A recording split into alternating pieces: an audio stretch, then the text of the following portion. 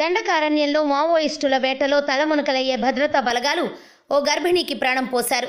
పురిటి నొప్పులతో బాధపడుతున్న మహిళను సకాలంలో ఆసుపత్రికి తరలించడంతో ఆమె 12 బిడ్డకు జన్మనిచ్చింది.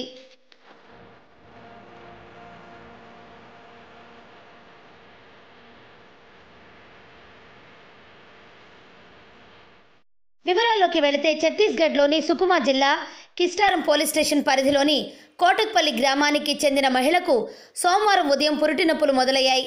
దీంతో ఆమె భర్త, కుటుంబ సభ్యులు సమీపంలోని బేస్ క్యాంపుకు వెళ్లి వైద్య సాయం అందించాల్సిందిగా కోబ్రా 208 సిఆర్పీఎఫ్ 212 బెటాలియన్ ఉన్నతాధికారులను వేడుకున్నారు.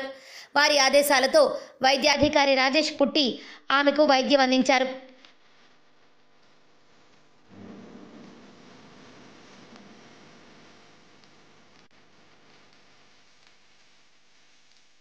అయితే ప్రసవం కష్టంగా మారడంతో వెంటనే ఆసుపత్రికి తరలించాలని ఆయన సూచించారు.